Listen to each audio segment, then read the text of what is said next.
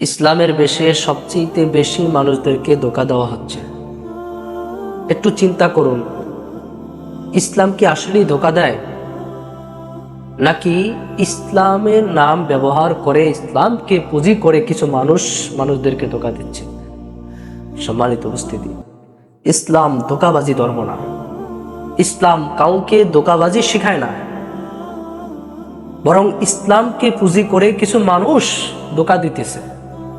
নবী আকরাম সাল্লাল্লাহু আলাইহি ওয়াসাল্লাম স্পষ্ট ভাষায় বলেছেন, যে সমস্ত মানুষেরা প্রতারণা করে তারা আমার উম্মত না। যারা ধর্মকে ব্যবহার করে আমি রসুলের হাদিস নিয়ে, আল্লাহ তাআলার কোরআনের আয়াত নিয়ে প্রতারণা করে, তারা আমার উম্মত হতে পারে না। বরং কিছু মানুষ ধর্মকে ব্যবহার করে নিজের স্বার্থের জন্য, কেউ পীর হিসাবে, কেউ আলেম হিসাবে, কেউ আবার রাজনীতির স্বার্থ হাসিলের জন্য ধর্মকে ব্যবহার করে, আবার কেউ ধর্মের নাম দিয়ে, ইসলামের নাম দিয়ে মানুষের আবেগ নিয়ে খেলাধুলা করে। ইসলামের কথা বলে বলে মানুষদেরকে তার দলের ভিতরে অন্তর্ভুক্ত করে।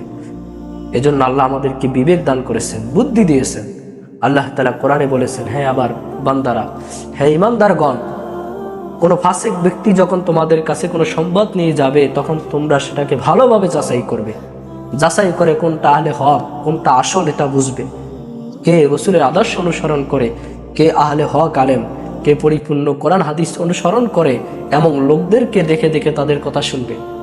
যাদের মধ্যে রাসূলের কোনো আদর্শ নাই, যার মাঝে কোরআনুল কারীমের হুকুম অনুযায়ী অনুসরণ নাই, এই সমস্ত দলে আল্লাহ তাআলা যাইতে নিষেধ করেছেন। বরং তোমাদেরকে ব্রেন দেওয়া হয়েছে, তোমরা যাচাই করো কে আহলে হক আলেম, যাকে তোমার কাছে আহলে হক